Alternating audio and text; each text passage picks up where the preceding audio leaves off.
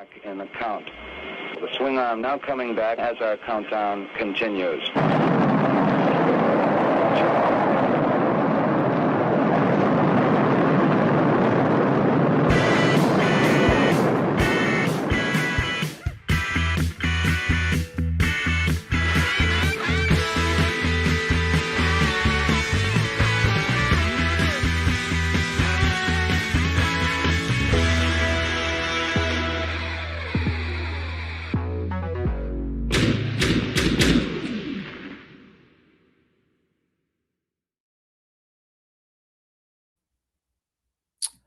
Hello and good evening, everybody. Welcome to the Break Something News. It's Sunday, roughly 3:45.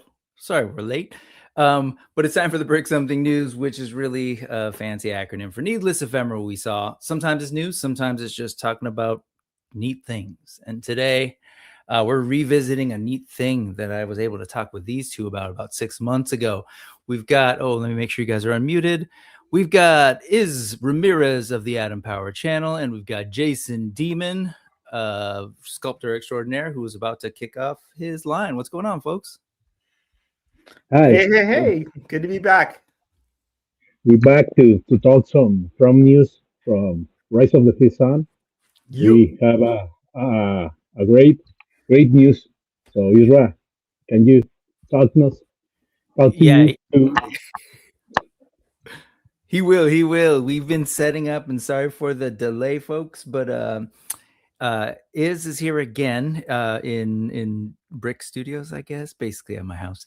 He's in the other room, and we were setting up the prototypes, trying to figure out the best way to kind of make this possible for you all to be able to see these awesome prototypes. And I want to thank Iz for hitting me up and just being like, hey, I've got the prototypes. Can we come by and do this again? I'm like, hell yes. So thank you, Iz.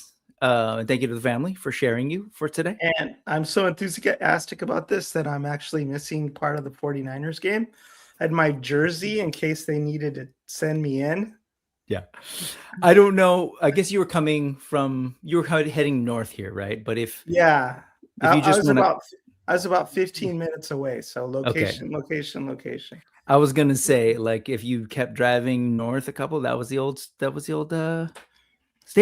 That would have been Candlestick. Yes.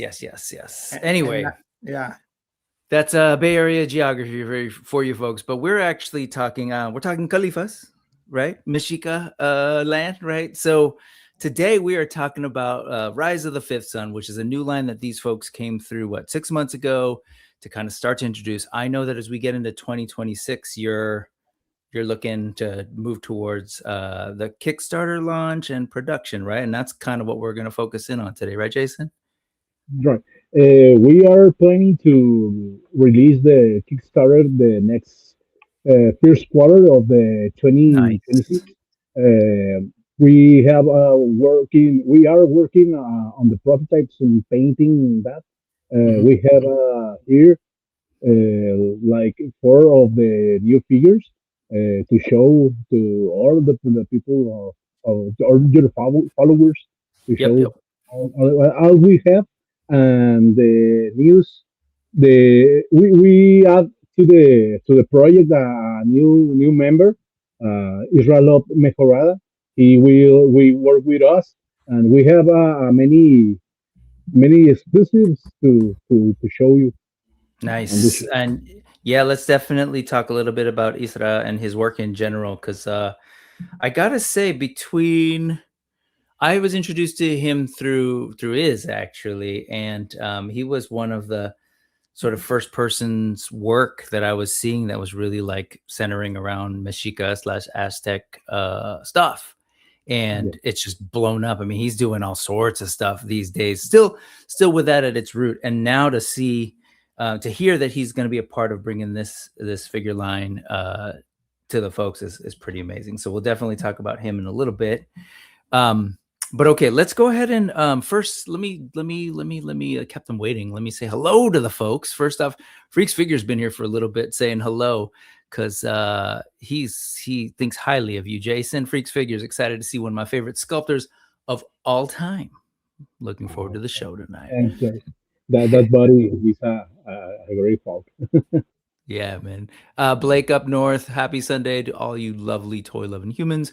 We've got way up north, Jordan from Canada saying hello. Happy holidays to you, buddy.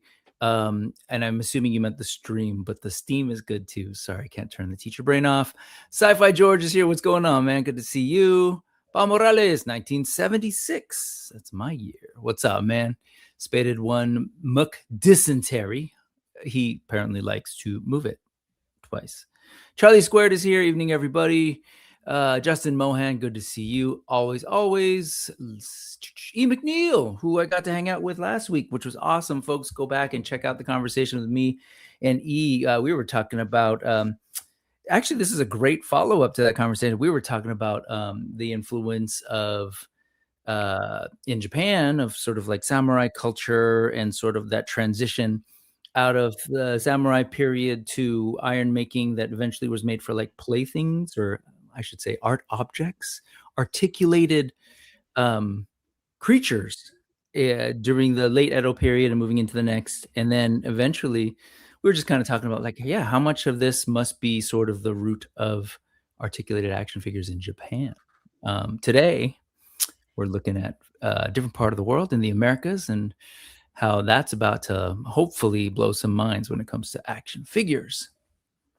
Sorry, stop talking, Brick. Josh Brown Toys is here. What's up, man? Good to see you. Larry's Geeky World is here. Don't know if you got to meet him. Is at Legion's Con. It was his first Legion's Con, and I think he bought the whole place because he brought it all home with him. Let's see. Chris Bouchard is here. What's up, man? And folks are respecting your loyalty. You want to share with them what you shared with me? How loyal are you? Fake fan? He's just like, I'm not gonna say. Let's see. He almost melted when he walked in here because my house is like anti-sports. But anyways, let's see. TD3 Trooper is here. Hello, thank you for joining us today. Ray Paz, what's going on? Hello. And I believe that's it. Let's pretend there's a bunch more, and I say, and so on, and so on, and so on. Thank you, folks, for joining us today. Let's talk Rise of the Fifth Sun. But before we do that, let me go ahead and bring up something. Because as you heard them say, they're about to Kickstarter. We're thinking sometime in the first quarter. Do you have any sense of how soon in the first quarter, or is it too early to say? Right. Too early to say? How soon exactly? Well, we are talking with the manager production who will help with this. We are on the making the numbers for the goal Sure. to get on Kickstarter. So we need to make all the numbers, and then we post the right day that we release it. Okay. Now we are focused on the painting all the prototypes and take the cool pictures to make the campaign. Yep. We need to have all the media ready to launch this. Completely makes sense. Are you at all ready to talk about who will handle production, or is that still a little bit of a We can talk not yet? about now, not yet, but No when problem. we release it, we can say who helped us on this because is no why. Yeah. Yeah. It's okay, great. Not ready for prime time. But someone who has experience and that people I'm sure will be happy to sort of hear about. But again, that's going to probably come in the campaign. So right now you're in the mode of finishing up your prototypes, taking pictures, getting it ready for the Kickstarter launch, which I know is a beast, handling Kickstarter and getting it all prepped. Yeah. Are you kind of helping out a little bit with that kind of stuff? Where are you at with this whole process? Well, Okay. my role is kind of to help publicize this a little bit. That's why I'm here today. I have some of the first generation prototypes. Jason has tweaked the sculpts a bit, they don't have all of the actual accessories that they'll be coming with when he gets the final prototypes done. And I'm just kind of a go-between. I'm kind of helping Jason and putting him in touch with some very experienced people in the industry who'll be able to help out and who have already helped out quite a bit. So he's tweaking and perfecting the prototypes as we speak, and then making sure that the colors are all spot on. And so I think people will really be blown away when they see what the team has come up with. But basically, I'm kind of a super fan. This is something that I've wanted to see for a long time. Jason and I collaborated on a project where we did a Sons of Quetzalcoatl figure that we worked on, and that was a really cool prototype but that never got into production. To actually see these go through a successful Kickstarter and get immortalized in plastic and be made in China, that is a dream of mine just as a fan. And I'm a huge fan of Jason, have been for a while. He's one of the first people who started working on these type of figures, and that's why we teamed up on our project. And I really want to see him succeed, because I want these figures. This is kind of my dream line to have, because I'm totally into the Aztec and Mesoamerican themed figures, and I don't think we've had anything like this before, as far as like a full line of fully articulated, incredibly well sculpted, very detailed figures. And that's why I'm helping out, so that folks can contribute to the Kickstarter and make this dream a reality for me and a lot of other people. Yeah. Love it. Hello, quick hellos to Thanos Copter, quick hello to David Salinas. What's going on? And then let me use this as our segue. So here's Chris Bouchard saying, I'm new to the Rise of the Fifth Son figure line. Perfect. And let's talk about it. So let me go ahead and start with, oh gosh, how do I do that with these two computers? All right. So I will, I know what I need to do. I need to move us, folks, over here. There you go. All right. So this is now the Rise of the Fifth Son website, which kind of just sort of emerged without a ton of fanfare, riseofthefifthson.com. Oh, and I should say that for folks, if you're new, you'll see that sort of QR code down over there, as well as a URL that at the end of the show, if you're watching on the replay, I'll have all the sort of links and everything. If you're watching with us live, I'll try my best to remember to drop things into the chat so you can kind of follow along, because I am a visual person. So here we go. Rise of the Fifth Son. Can you tell us a little bit about the sort of background of the line? I know we covered it last time, but can you share that with the folks? This logo. That is our logo. That was inspired on the Aztec calendar. You can see the 4 points, the 4 gods. From the top left, you can see Tezcatlipoca. Next, you can see Quetzalcoatl. Down on the left, you can see Huitzilopochtli, and then you can see 2 Tlaloc. That's the principal gods of this line, the first 4 sons. That you can find all the info from each character and his history on the website. You can see the 4 symbols, each one from each god. You can click on the symbols, and that then we open a new window with the info of each one and Love some it. art. Okay, we'll take a look at that. So essentially, we're talking Mexica or Aztec cosmology, right? The 4 sons or the 4 gods, as you pointed out here, and then these are their sort of sigils. Is that a right word? I forget that. Those are symbols. The symbols of each glyphs. of the glyphs. Sure. Yeah. Okay. So these are each of them, and these are the first four. This being Tlaloc, this being Tezcatlipoca.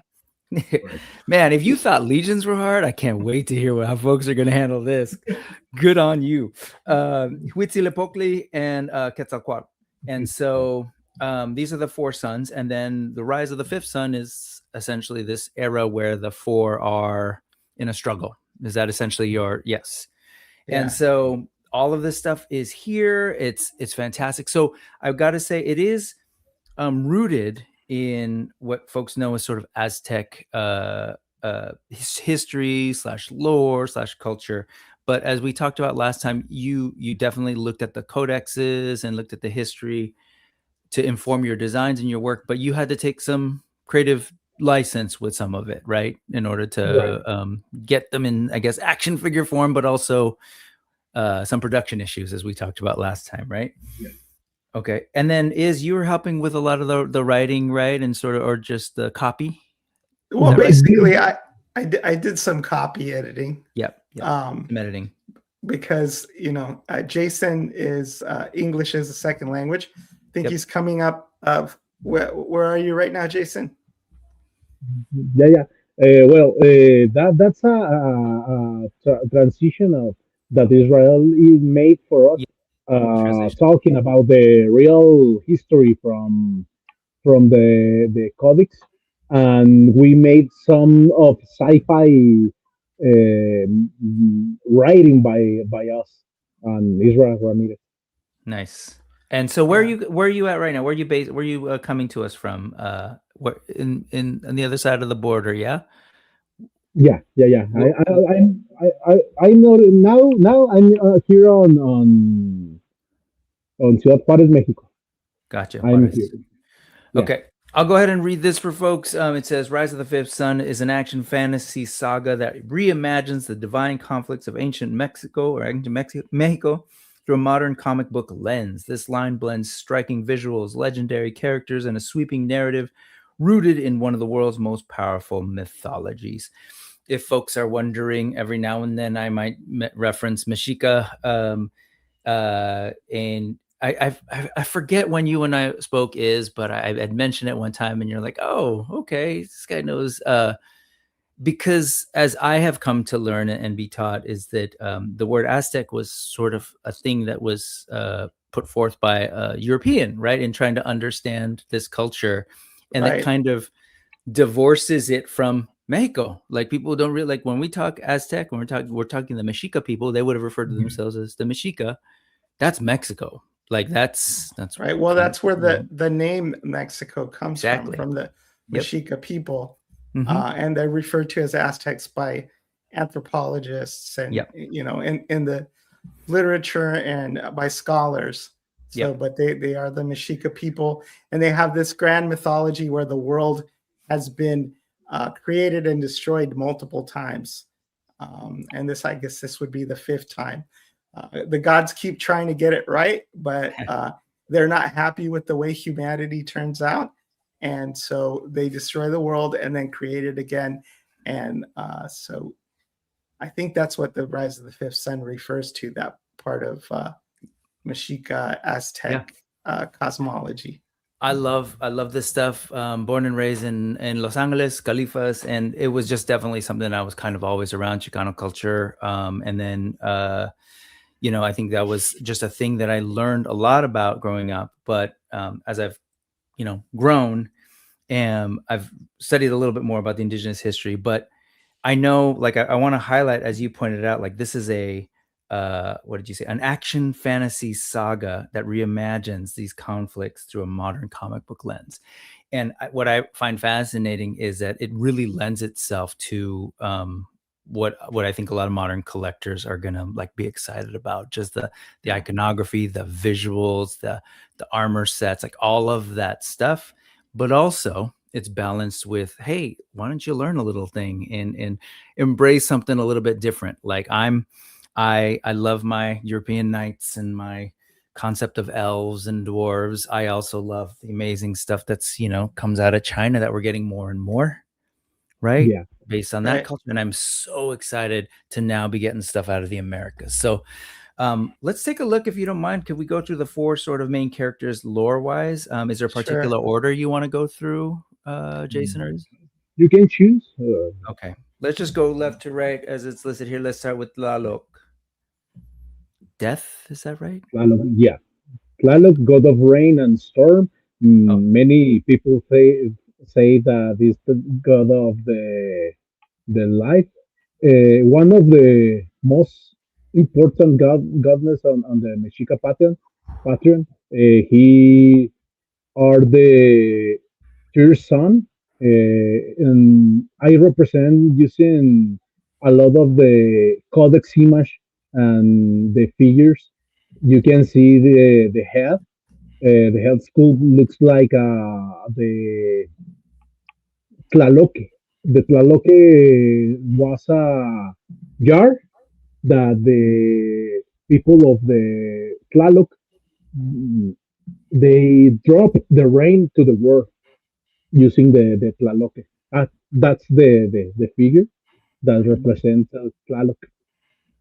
Yeah, it's got the big goggle eyes and those fangs that are really kind of ubiquitous in Mesoamerican culture as well. One of the most important gods because obviously they were agricultural people and you've got to Mhm. have rain, so you've got to make sure that this guy is happy and make sure that he gets his sacrifices so he stays happy. He this is is basically is the Mexica Thor. Thor, Or Mexica yeah, Thor. I love that. God of Thunder, the storm god. This is, Yeah. but this translation is fantastic, and as is pointed out, the sort of eyes and everything, I really, really love like the way your translation of that, the sort of depictions of him, archaeological depictions to here. yeah. Yeah. I'm just curious, was that hard? Like, did you find yourself, is this like, what version of this? Is this pretty early to your original idea, or did you have to do a bunch of different But versions before you? I mix many of the versions. I mix the the symbol of Tlaloc that you can find on the codex. That I take the colors for these figures for the like the skin and the I, feathers, mhm. and I use the Tlaloque jar to make the head sculpt. I take some symbols to make the chest piece, the chest armor. You can find the other symbol that means water, and yeah, you can see the skin tone that I used to make him. That You sort of can see the gray, feathers, the gray yeah, skin tone. Yeah. gray, yeah, yeah, Hmm. and you can see the green colors around them, and Hmm. the golden too. Yeah. Yeah. I I I love that you're I drawing You from can the, see the fangs and the snake sores that on the mouth uh-huh. Uh-huh. that we used to in the sculpture. right. You can really tell that this is a passion project, and I love the 100. attention to detail and all the heart that the whole team has poured into it. But especially Jason, obviously, it's kind of a dream team, an international dream team. We've got Jason in Mexico. Yeah. We've got Paris, who is from Canada, but he's also Mexican, and Israel Meharada, who's helping out in the United States. So it's kind of an international dream team of Mexicans who really, really are into the culture and want to represent. And so you could just see the love and care that Jason's really poured into these designs. And Paris, what is do they have like social media for folks to kind of check out? And what role are they playing in the line? Yeah, Paris Escandon is they have Dusk Till Dawn Studios, and Oh, they're gotcha. a Hmm. 3D printing shop in Canada, and I've bought some pieces from them, Yeah. um, third party Mythic Legions parts and things like that. Shipping's not really that bad from Canada. now. It's not. So I've bought from them as well. They've got and I've bought a lot of pieces of Jason's actually. They're playing what role in the sort of process? Are they helping with they're He they're printing. is the printing prototypes engineer, and he managed the website too. Yeah. Got it. Awesome. And That's his great. name's Paris, but he is Mexican from Mexico. Sure. Yeah. He just got right on. dragged to Canada by his lovely wife Solange. But, That's right. I remember when he moved. Yeah. Okay. Cool. So this is Tlaloc, and then can you tell us sort of like, first off, I gotta say, essentially they're all going to be the same body. Is that right? For the most part, the four gods are going to be the same body, and then everything that we're seeing on top of that body. Is it right that essentially it's a bare, naked, humanoid body, and then all of everything else is accessories? Yeah, he is like an armor. You can the chest piece, the chest, the bracelets, the wrist space, the lower leg armor are basically is compatible with all the figures because they use the same base body. Got it. And I know Also, is you has can change the heads in the to make a new god, a custom god. got it. So it's the heads. Yeah, that Yeah. obviously will. And we'll take a look in a little bit at the prototypes. Actually, we'll probably, after looking at this one, let's take a look at the prototype that has out. I don't have Tlaloc with me because just kidding. Yeah. But I do. We are working on it now because the 6 months ago we didn't expect to go to LGCon because right. yeah. Yep. Yeah, so Paris have a chance to go. So Yep. that's why we don't have a prototype. My yet. bad. And I was looking at them all and I wasn't paying attention to which they had. We were just trying to make sure everything was there, but that's right. And so you brought you being brought these prototypes, 3 of the gods, and then another sort of little special piece to Legions Con this year. And it was on Isra's table, kind of actually it was Paris who brought the prototypes from Canada and set them up on Isra's table. And then you stole them, smuggled them into the United States. Right? Exactly. I got a bunch of bubble wrap and tape, and I put them I took them all apart. I stuffed them in my backpack, and I ran off. I had a real adventure at the airport where my flight was delayed because I guess somebody wasn't paying the TSA workers and the government wasn't functioning correctly. So I had a bunch of these prototypes in bubble wrap and in little pieces, and I'm running to catch my flight because I had to go several gates in like 2 minutes to catch my connecting flight. And as I was running as fast as I could, my backpack opened and a lot of godly parts fell out. Amazing.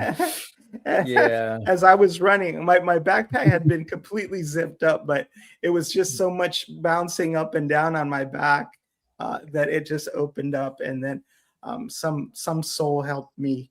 Well, I'm glad they made it. Me, and I made it to my flight barely. Yeah, I'm glad you made it, and I'm glad they made it intact.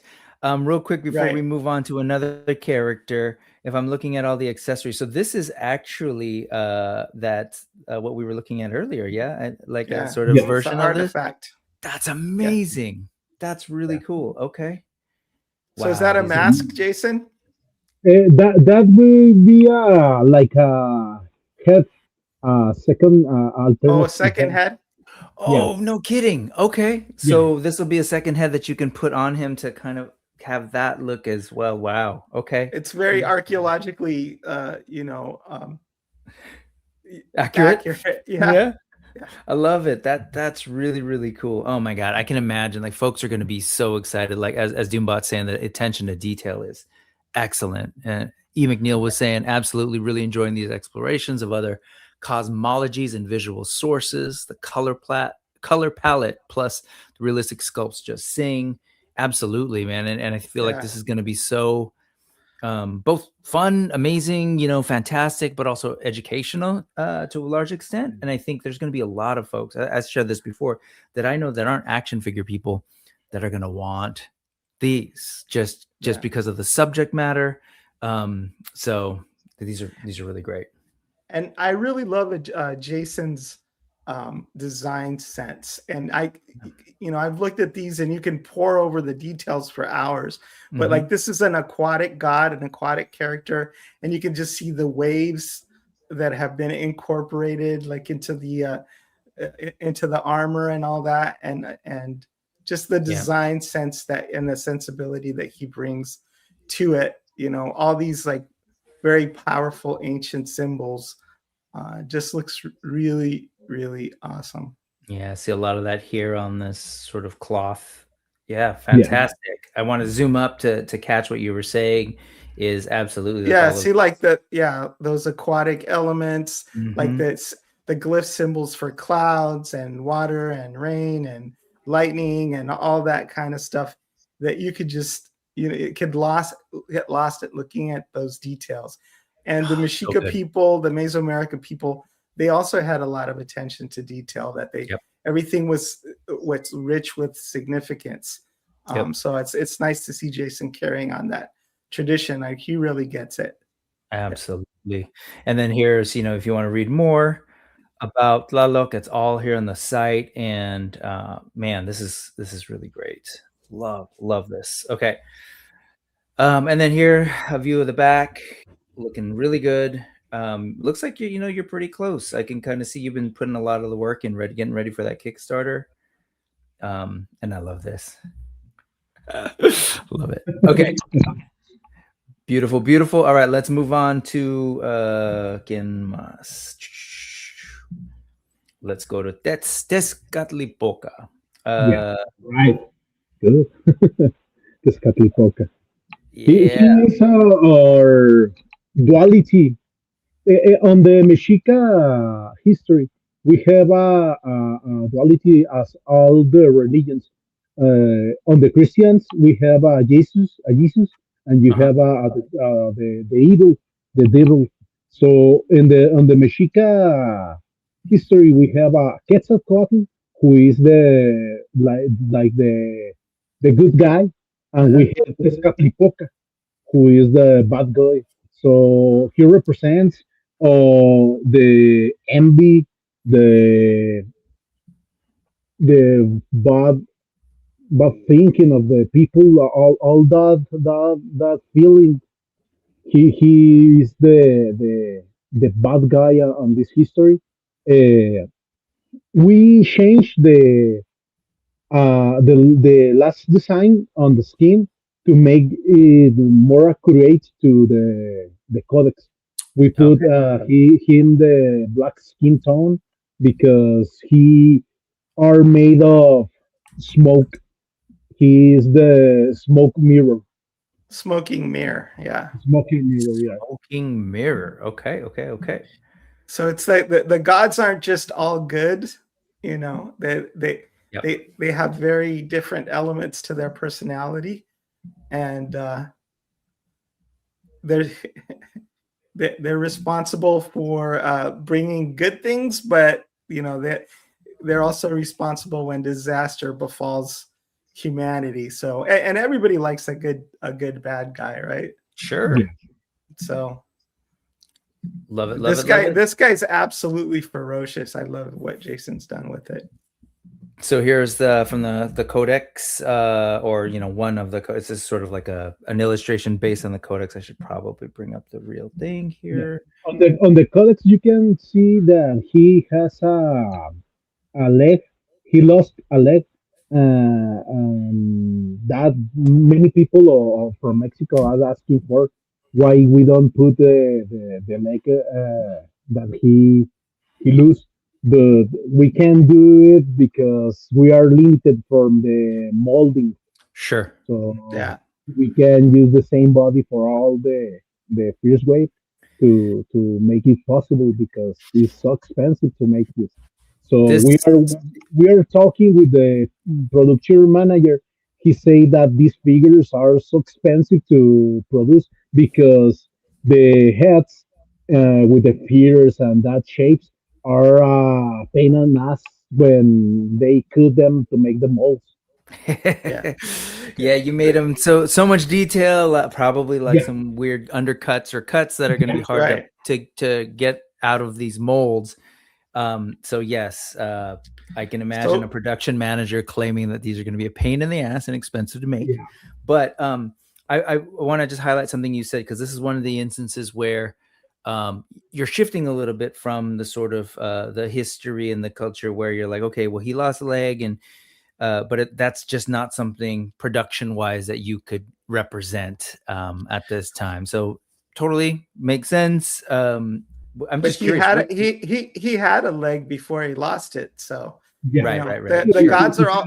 gods are always fighting and tearing each other apart and eviscerating each other, and you know, some of them have removable arms and legs. So maybe in the future, Yeah, We can I'm add just curious. like an accessory. yeah, Oh no, Jason, I especially was just going to ask you for this, the image that I'm looking at here. I'm sorry, which is meant to be sort of the lost leg? Is it Yeah, the snake this one. one here? The snake one? Oh, this back one, this middle one, Yeah, right here? Okay, gotcha. Interesting. Such yeah, cool little design elements. Oops, I didn't realize this was yeah. not zoomed up. Okay, very cool. But back to the figure.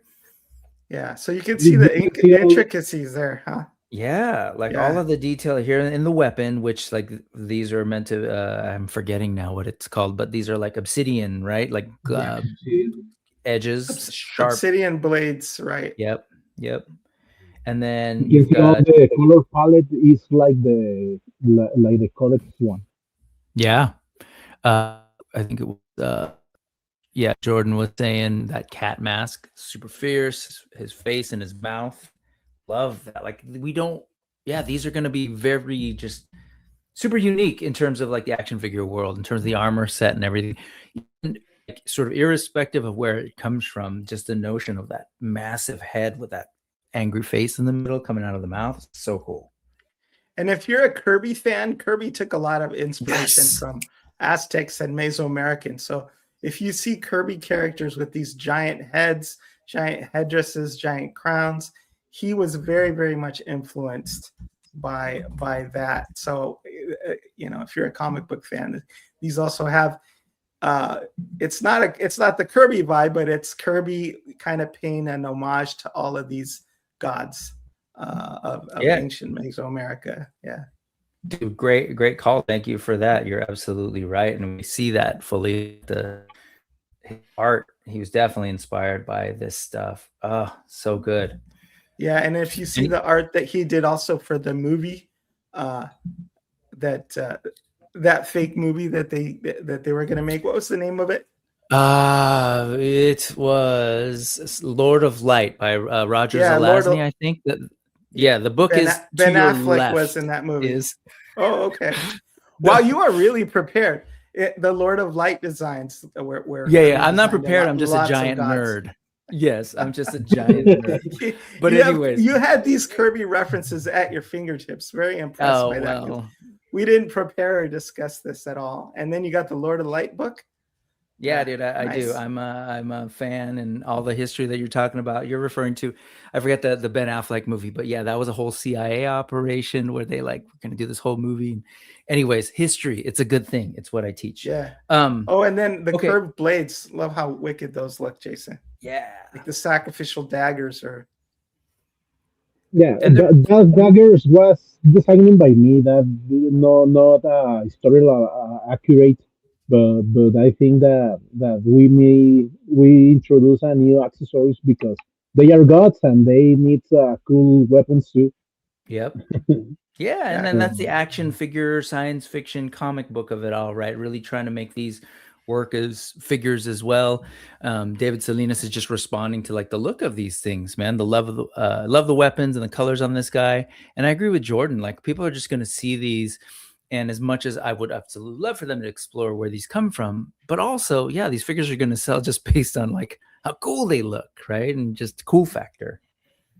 And here's again, you can read all of this stuff on the site, but let's take a look at the figure back. Oh, never mind.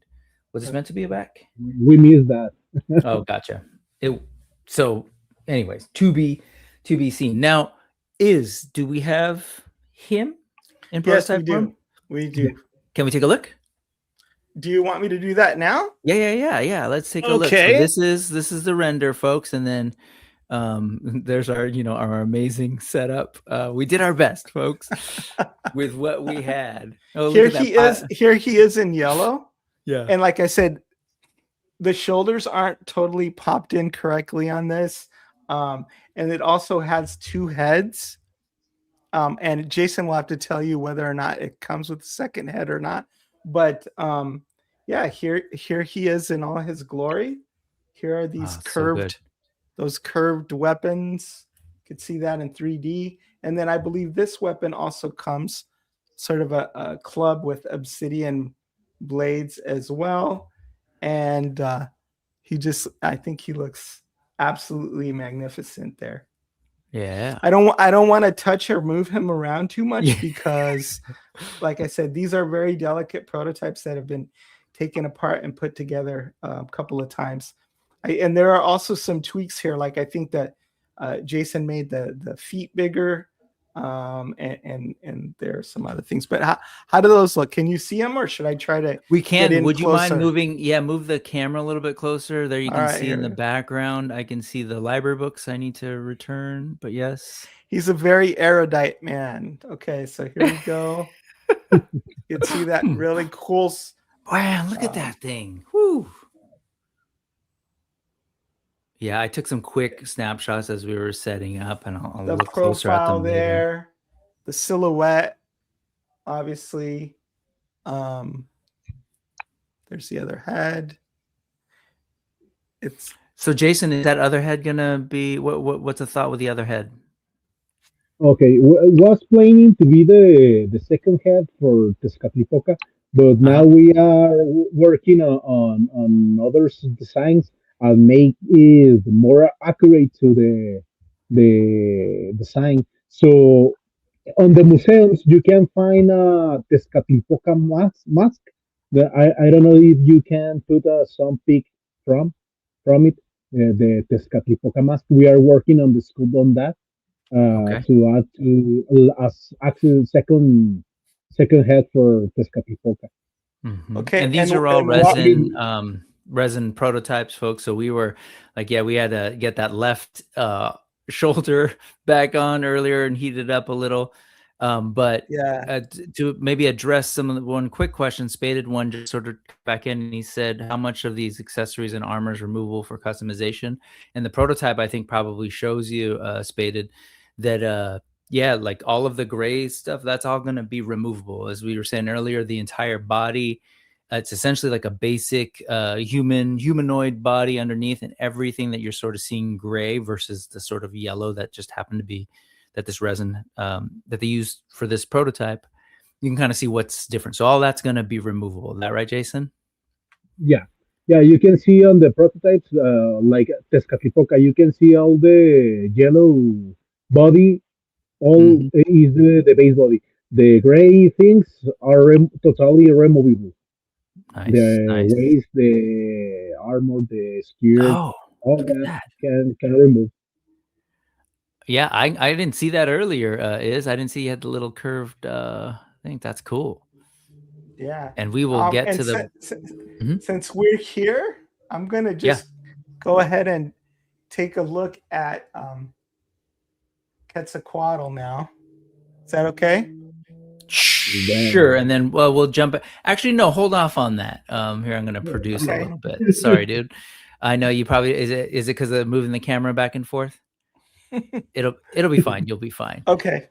Let's finish up with this real quick. So that was Tezcatlipoca that we were looking at there in the yellow, and you can kind of see how they're meant to be. I had a quick question. So a lot of all of this stuff with the paint, your goal is to actually recreate the colors that we're sort of seeing here. And I know this is all digital, right?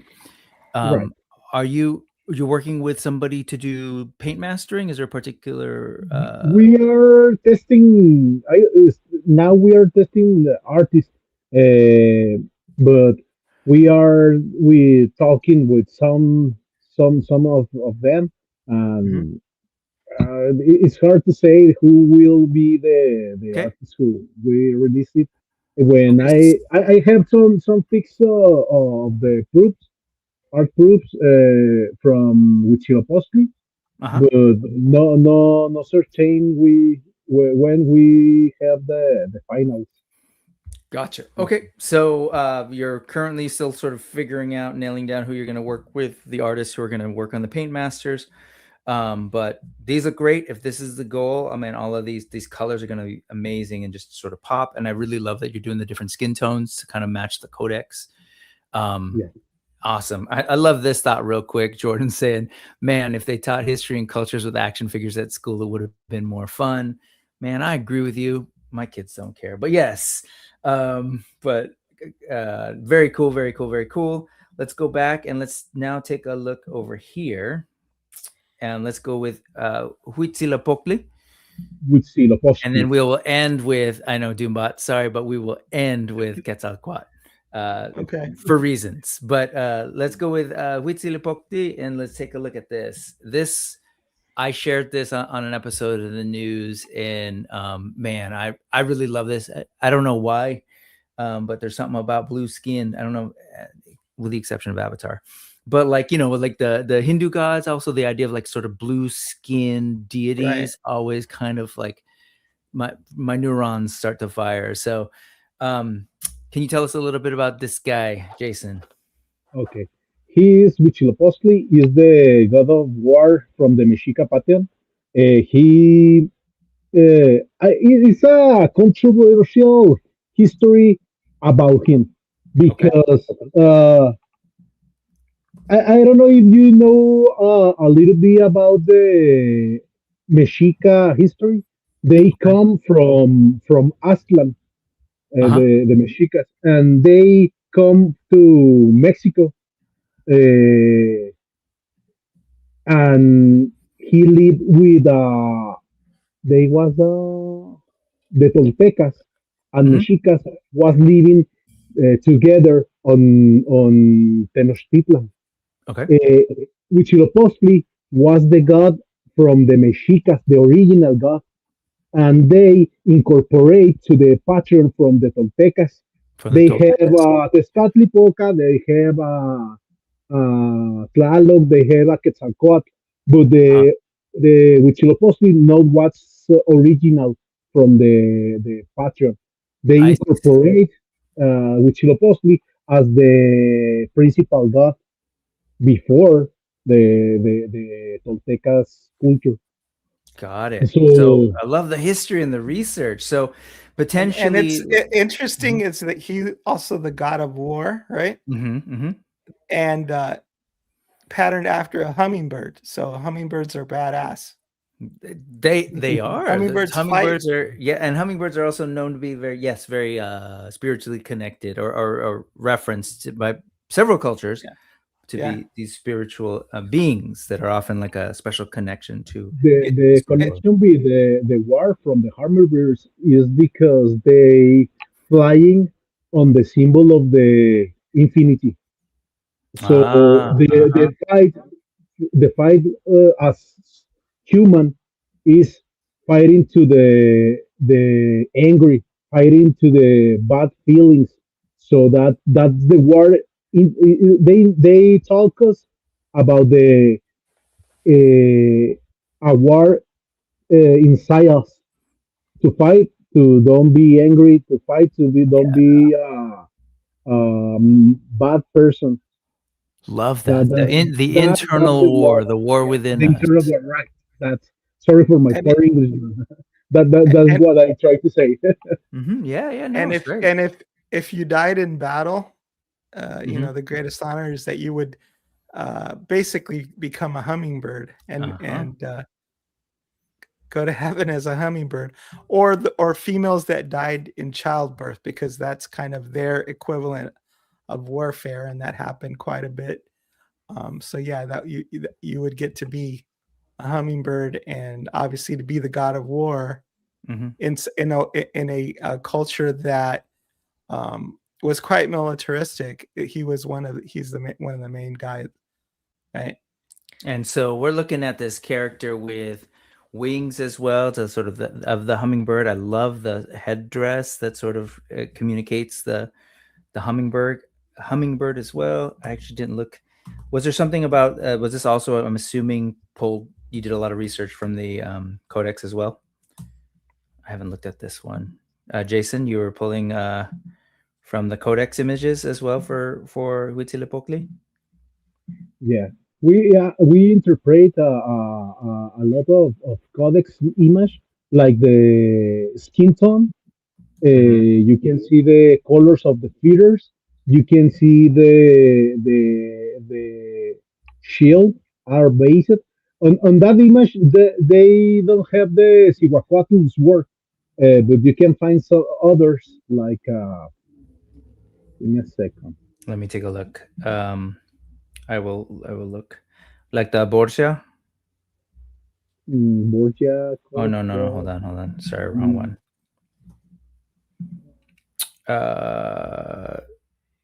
If you sort of keep going and I'll take a look, I'll find stuff.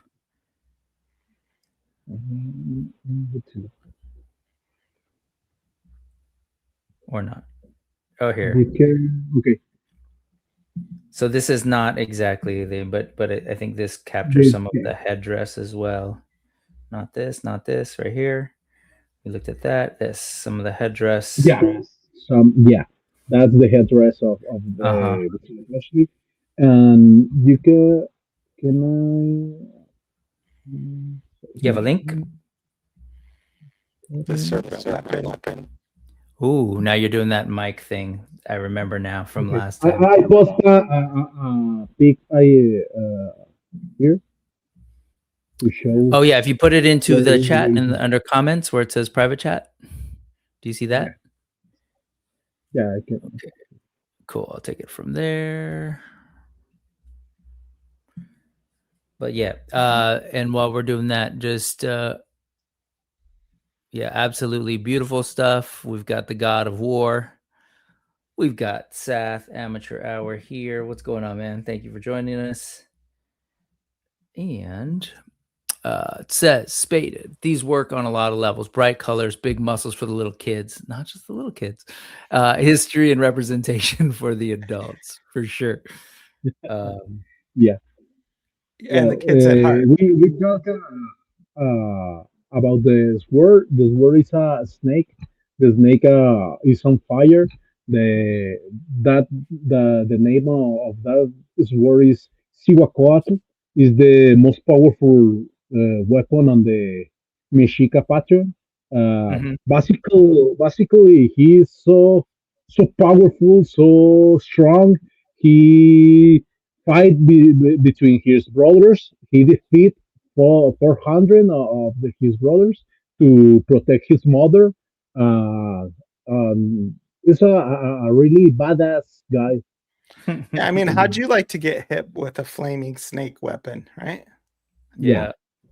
By a dude with blue skin. A lot of family drama there. Brothers fighting brothers and attacking the mom. And yeah. Very cool.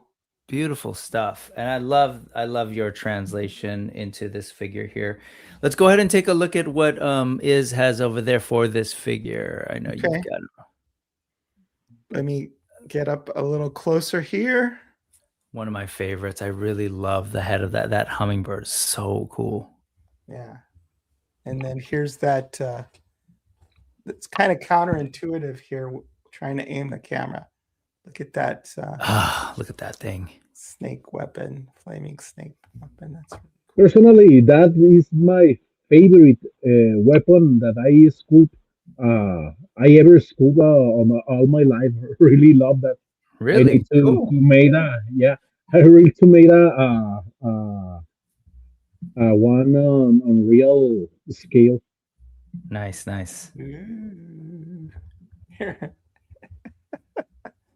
Oh, All right, guys. I just wanted you to see the the profile there. Yeah, that's amazing. Look at, I love that. Now, these are mobile too. what's You that? can move the wings, not only in the prototype because Sure. it's so fragile, but it's mobile and Wings you will be can posable. put off. Yeah, and you can put off the wings too if you want to. Nice. Take off. Yeah.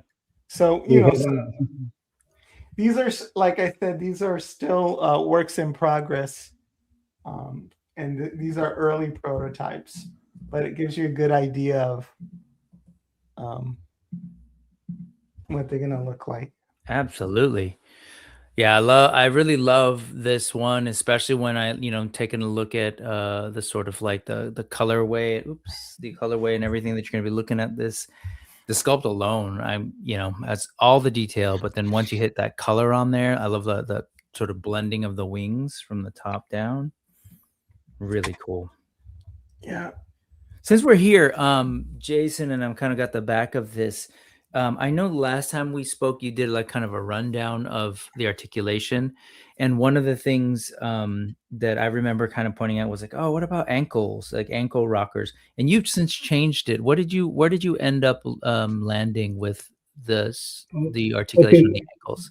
We modify a little bit the ankle articulation. We Okay. add a little super space between the lower leg and the ankle to make it more mobile. Okay. That was one of the change that we made.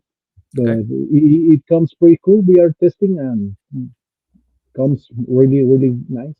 Okay. So We there's like change there's a ball there with a disc, right? So it looks like there'll right. be a swivel and a swivel and I guess an ankle bend, if you will. Yeah. That's where you ended up with so far. Okay, got it. Is there any side to side like rocker of the Yeah, foot? This makes sense. he has the same I movement see. because he has a little pin that Uh-huh. cross the foot on Ah, this, and you can rotate like this. got it. Yeah. Awesome. Thank you. Sorry, I selfishly was really curious. Good. But and then as far as like everything else, if I'm going from the feet up, no boot cut, right? This ankle, this No, cap no. will be, yeah, none, which makes sense. And then we've got the knee double jointed, looks like, Yeah. no pins, Okay. swivel at the thigh. Right. This is all on like a ball into a hip. Yeah. Yeah. It's Okay. a ball. What about here at the waist? What kind of movement are we The looking at? waist are all the system of the waist and chest are ball pins. You can have the pin and two Uh-huh. balls, one Nice. on the top and one on down, and Yep. make the movement. Nice. Very movement. Yeah, Love and you that. have So the at the butterfly waist joints. and the diaphragm as well, it looks like. Yeah, Is there a butterfly that I'm looking at yeah, here? butterfly joints. You can move. It's completely move Great. front and back. And then arm, you've got a bicep swivel, double jointed Joint. elbows, and then at the, I guess, kind of a standard Yeah, thing going on right. with the hands and the wrists, and then heads on a ball joint, single ball joint, Yeah, it's a double ball joint. double We ball to joint. have the more the rotation. We want to make the neck improve Mhm. to articulation here, Here as but well. yeah, but the heads can move a lot because have the many things around the head to move. Okay. That's going to So limit it a little bit, of course. yeah, Yes. Like yeah, that, like we're looking at the headdress and maybe some things around the ears. Okay. So that's something we'll see. Very cool though. Yeah, this is definitely one of those things where I don't want to lose any of that because it looks so good. And it's unique to the line. I think and I will just say both story and sculpt, as Jordan's saying, the story and the lore is vast and thorough. All the makings of a great toy line, and I would say a AAA video game. Yeah, I think there's media potential for this kind of definitely, storytelling to happen. Yeah. What definitely. about this? So hey, how close are the prototypes to the height that you want and size that you want? Are they Well, pretty close? they are Jason? they are pretty close. Okay. And we have some other figures that you've Yeah, that's what I was provided gonna that we ask. can Sure. Yeah, I show. was wondering. So then if if you wouldn't mind doing that, is Okay. This here is a koi figure, Mythic Legions. Mythic Legion's koi figure. Oh yeah, And scare me there. Eek. Yeah, you can see right around that size and that that scale. height.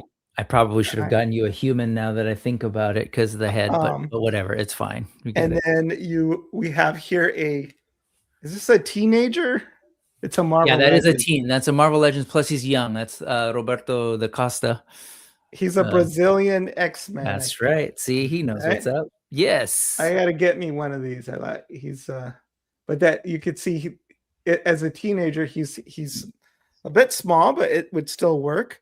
Yeah. Then you also provided me with a Masters of the Universe. Is this Revelation? Yeah, it's a new Eternia thing, but and they run pretty large as well. Right. So that looks to be about the same size.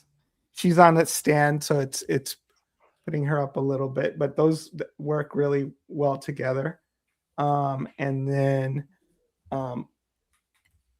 finally, here is a Savage Crucible figure. So he's a bit shorter. Be like a human that would be a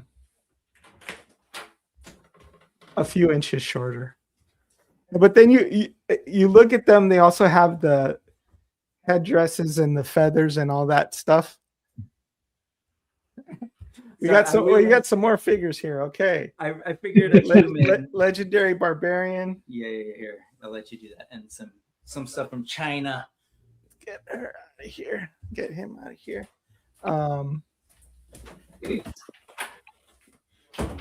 Legendary Barbarian there, a Mythic Legion. Yeah, so folks can kind of see the head size. Koi, I realize, is kind of a creature with a giant head, so you can kind of get a sense of that. And prototypes aren't exactly the same size as the final figure, and that there will be some shrinkage in production, I think, but it's minimal. So, right, and you can always size those up or size those down. And then, what is this? This is N.E.W.S. So Chinese. Yeah. Cool. Again, this is the place we're in, man. We're getting N.E.W.S figures. I'm gonna get these, I'm getting Yectli and Quetzalcoatl, which we'll look at in a little bit. Like, this is amazing cultures, times, right? Man. Hell yeah. And they're gonna do battle, they're gonna hang out, they're gonna do all sorts of stuff on my shelf. Nice. So, love it. They're gonna get together with the Mexicans and make fit little Filipinos. There you go. Yeah, that's I'm sorry. Oh man, I just said flashbacks to being called a Chinese Mexican growing up, man. Sorry about that. No, it's good. It's good. Twizzler 19, what's up? And Inhaled Farts. Inhaled so 7-inch scale, that's his real name. I'm not gonna associate you farts with the other work you work on, but unless you say it's okay. But anyways, but yes, it's effectively kind of like a 7-inch scale if you're looking at things like legions or whatever. Yeah. But this is kind of my scale. Which is selfishly, I'm really excited because I love stuff that works with this, and is called it out with the Marvel Legends that I brought up, that I use them too because they're kids, so they can be smaller, but some of the adults in Marvel Legends probably won't quite work. Yeah. Very cool. Thanks for that size comparison, dude. Let's see. All right, let's move on then to Quetzalcoatl. Drum roll. Yes. So this is the fourth son, yes, Quetzalcoatl, who was, as you mentioned, sort of the hero, I guess, of the story, if there's such a thing as a protagonist. Tell us about Quetzalcoatl. Okay, well, Quetzalcoatl is for me, my favorite character on this line, and is the most important god on the Mexica patria. He is the feather snake. He has a lot history from him. We have on the Mexica history. Hmm. My favorite the history about him is when he go to the underworld to fight, betray the Mictlantecutli, the god of the underworld, Hmm. to have to get the bones for make the humanity. He Humanity. across the 9 5 foot, the nine, how say the, Levels. mm, levels, right? The 9 levels of the Mictlan, that is the underworld of the Mhm. Mexica history. He's a completed hero. He fights with Tezcatlipoca to be the second son. He destroyed the Tezcatlipoca era. He's basic, the hero of this, Yeah. and a lot of legend from him that I don't have the time on this Of podcast course. to tell about him. This the hero.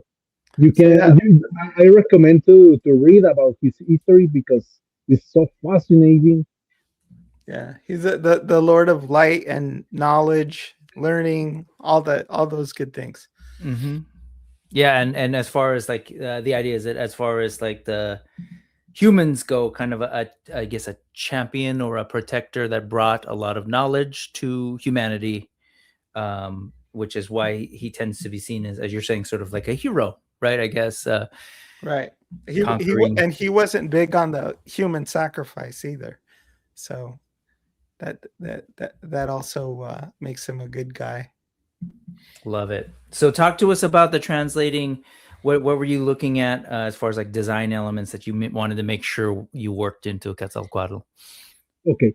Uh, this is a representation of Quetzalcoatl, like a human, because Quetzalcoatl, the real Quetzalcoatl, is like a dragon.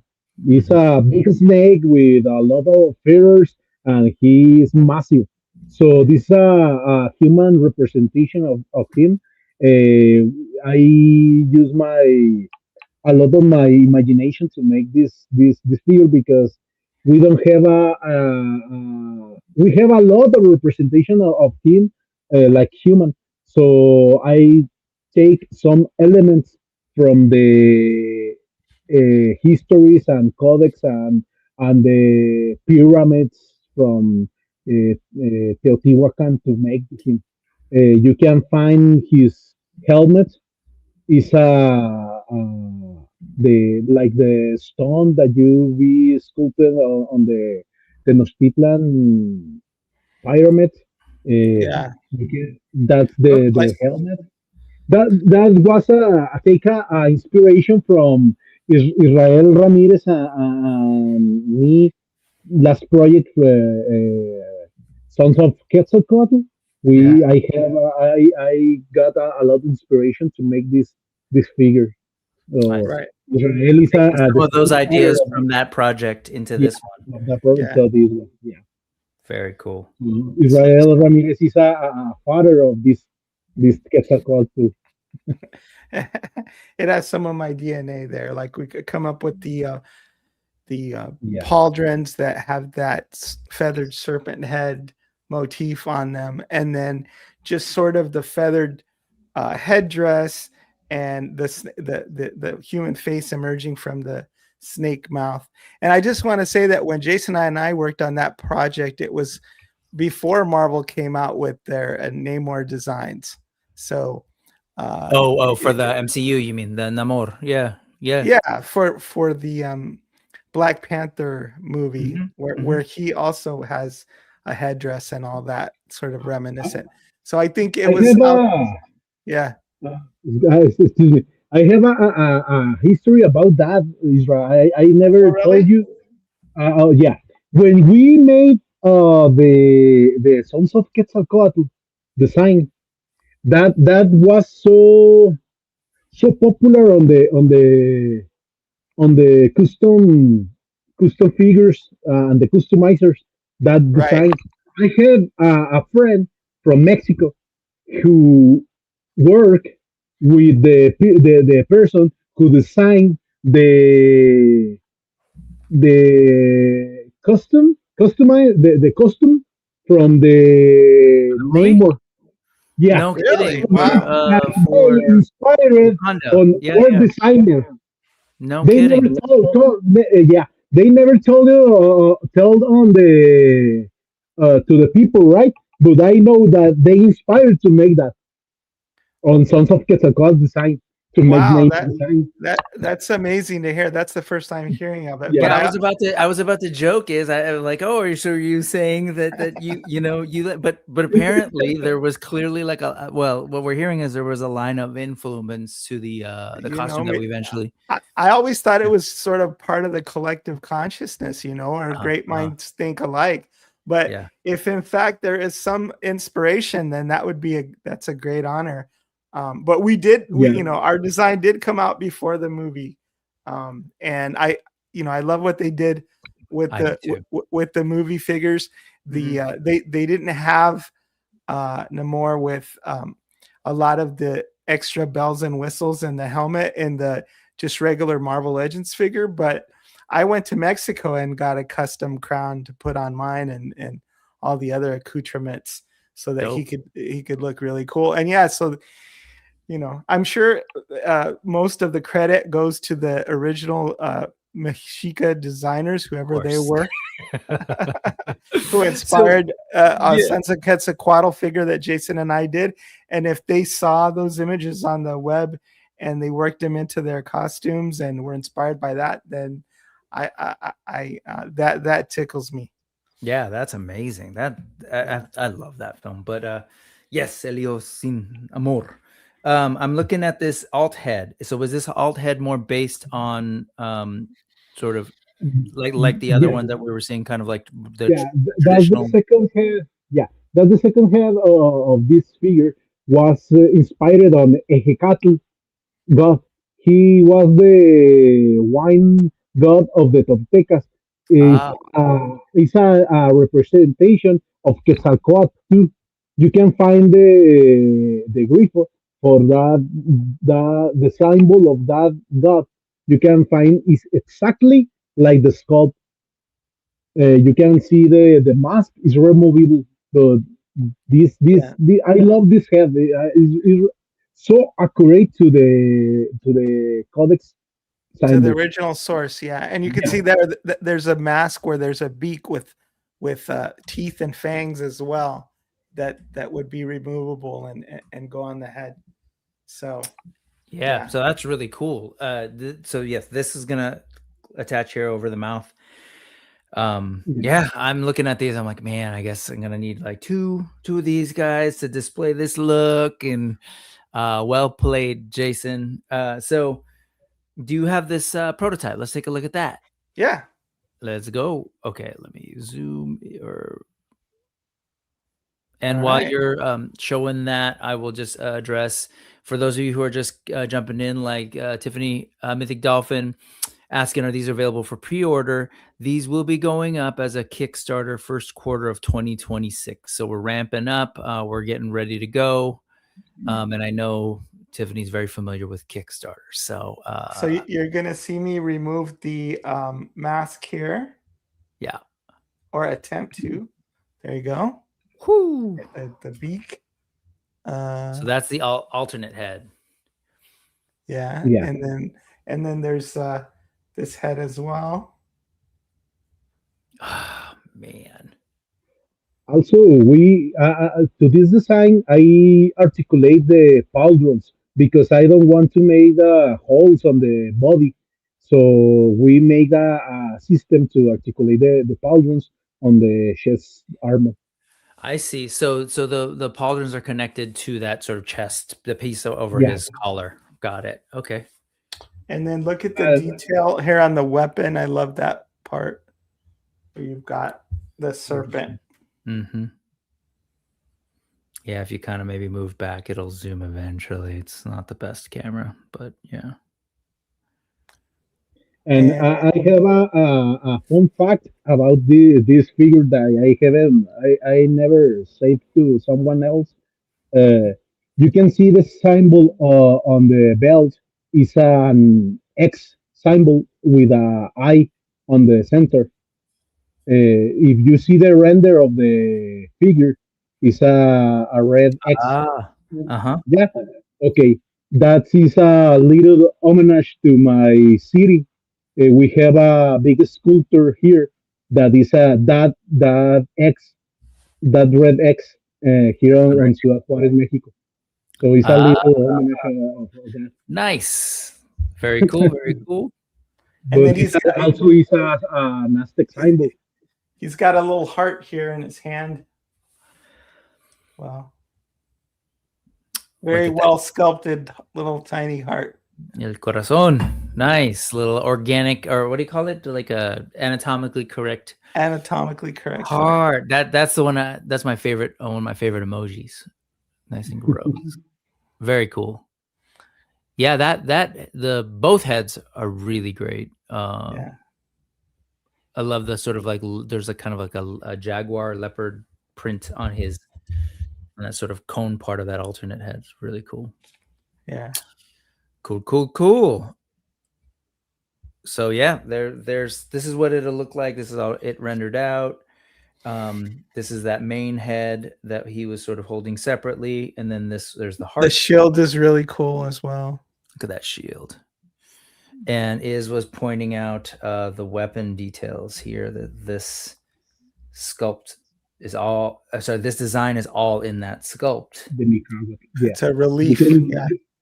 You can see the stuff. The stuff is a mythical weapon too. The jade blade from Quetzalcoatl. He defeated Tezcatlipoca with that stuff. And you can totally see this is straight up the kinds of things that Kirby was pulling from in this staff right here. Beautiful. Right. Beautiful. I didn't have Tlaloc, but I do have Mikan. I was gonna say, okay. So you mentioned that, Jason. Too late. Okay. Too late, Jason. Yeah. Don't worry. We can show them. These are exclusive for Brick Something. Oh, thank you, man. But Jason was saying that so Quetzalcoatl famously goes to the underworld, to Mictlan, and there encounters. Let's talk about this guy. Mictlan. Mictlan. Easy for you to say. Mictlan. I know. Mictlan. So I saw you post this and was hyped. I was like, man, where's this? This wasn't part of the conversation 6 months ago. So is this potentially something that might be kind of like a stretch goal situation? Are you thinking? Yeah, we planning to make if we broke the goal, we want to produce that body. If you can see, it's a different body that the other ones. So we're still working on the articulations, but it will be the same articulation that the main body. That is a complete start. But the plan is to make the others, the armor be separately from the body and use the body for other figures. But this is the a special character.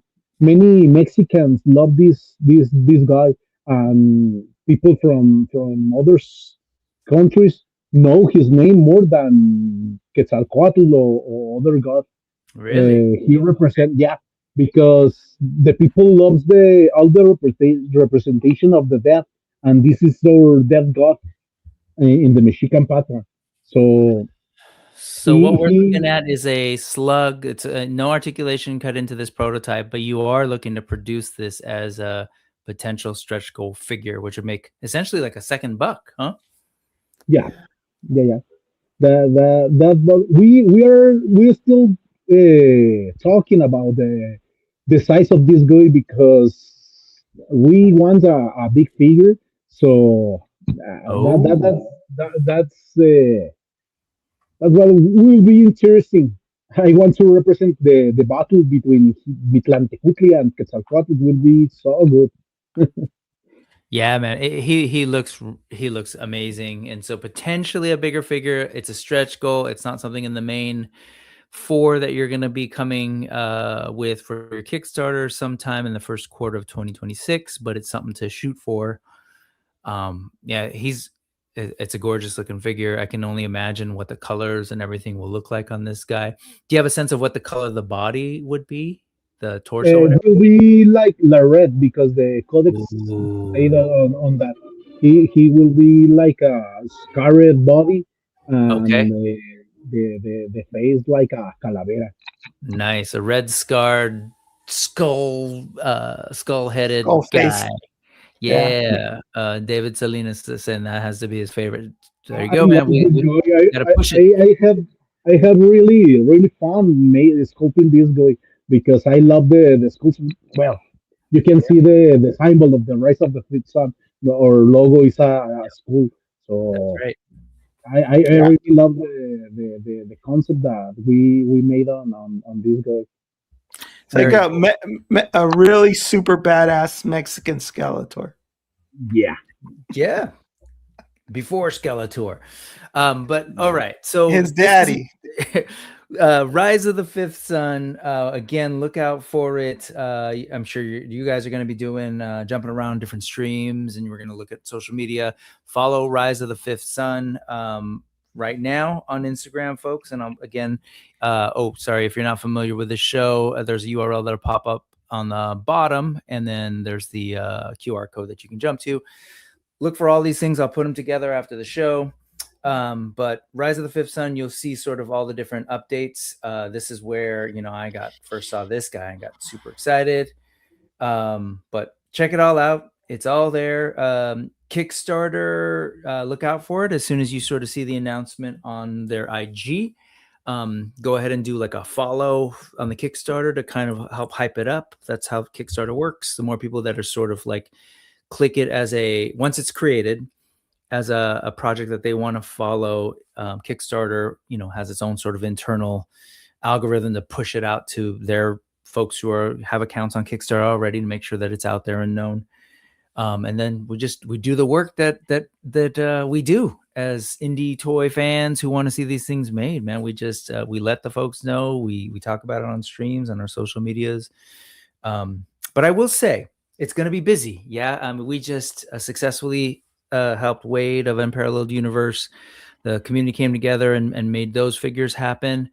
We did Mythic XD, the Wall XD, and Mikey, Diabolic Studios. I think there's going to be this coming soon and a couple of other great things. We know that the Tide Realm Corsairs are coming.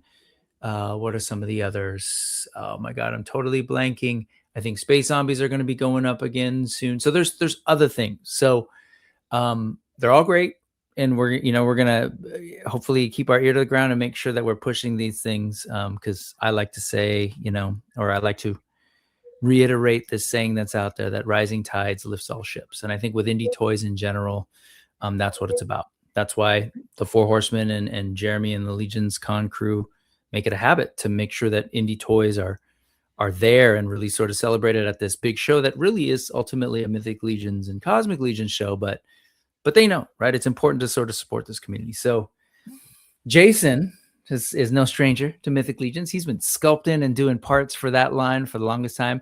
Oh, right. Ashen Oath is coming. So anyway, folks who watch my show, they know the deal. We're going to be talking all about these things, and we're going to be really looking for Rise of the Fifth Sun. I want to see these, just like I know Iz does. That's why Iz is here as well. He's the super fan, wants to see these happen. You can put me in that list. I want to see these happen. But before we go, let's do one more shout out to all the folks who are involved in the process. So I already kind of you were talking about Paris and Dusseldon Studios are helping you guys out with all the prototyping and the printing and everything.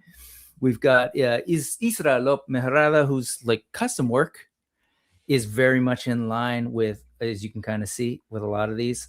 Yeah, he's a crazy customizing genius, is Rise. All of those words are facts. Crazy, yes. Customizer, absolutely, and genius for sure. I mean, the things that he's doing, I'm gonna love it on the show before. Is so cool. Like he's pulling from all sorts of toy lines and bits that he finds and putting together these amazing characters. So to know that he's helping with the line and going to help push it and popularize it, I've seen a lot of those posts here. I think that's super exciting. And then this guy again. Yeah. If you've been doing customizing work at all, you've been buying, custom parts. There's no way you're not getting Jason Demon parts if you're ordering from Josh Brown Customs or Don. You're very familiar with his work. Go follow him, hit him up. And then this guy, you can check out the Adam Power channel. Again, I credit Iz for introducing me to Izra's work because of some of the stuff that he featured a while back. So check that out. I'm the one that sent Isra Lop Mehrad his first Mythic Legions to customize. So got him hooked on that, and the rest is history, right? So that's my little channel there. I really appreciate all your help getting the word out on this, because a lot of times that's the most important part. We know Jason has done great work with his sculpting and his artistic talent, but if people don't hear about it, then they won't, know to back it.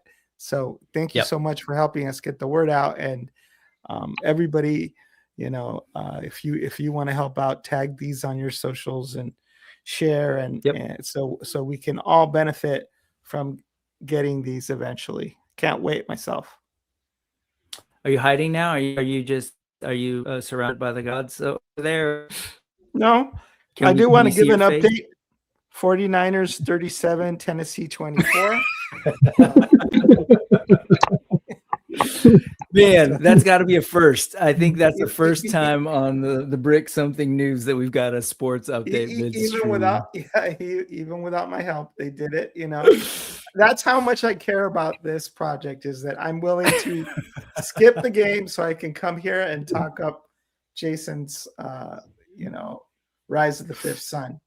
So really appreciate that you missed the game to be here to help me with this. Anything else you want us to let the folks know, Jason? Anything we should look out for, or any other besides the website and the social media? I think that is all. So I just want to say thanks to push this and put. I want to be. I'm so grateful with you guys to help me with this. Please follow us and support all our posts, and be stay tuned to the release of this Kickstarter. We are posting the news and where we launch this, and don't forget to help to push to the little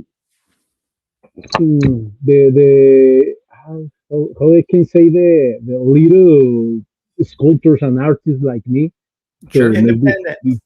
The independent like these toys, because these lines independent need for us to make this possible, because we need representation of the Latin American culture. Yep. On the toys. Agreed. And I think it's mainly going to happen, like you said, from the indies. So folks know, they're watching this show, they know all about the indies. So we'll again, if you want more details, check the QR code, look at the URL down there. There are some folks who have some questions about some of the other lines that I mentioned. Hit me up, and I'm more than happy to let you know, or take a look at past episodes. JMac77 saying absolutely beautiful work. Love supporting these types of projects. Agreed. Jordan saying happy creating. Thank you on behalf of these guys. Indies make cooler stuff anyways. I agree. And while we're here, Freaks Figures, there's a connection to Jason. He's making a limited edition custom Freak figure that's going to be using one of your sculpts. Jason. So I don't know if you're familiar with that one, but cool.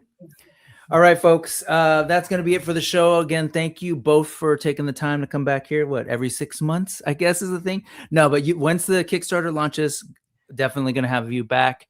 Doombot was asking if the Kickstarter page is already up. It is not. They're working on it. And as soon as it is, look out here and other outlets, and we'll let you know. Again, like I said, go and follow that Kickstarter. So, Yeah. Awesome.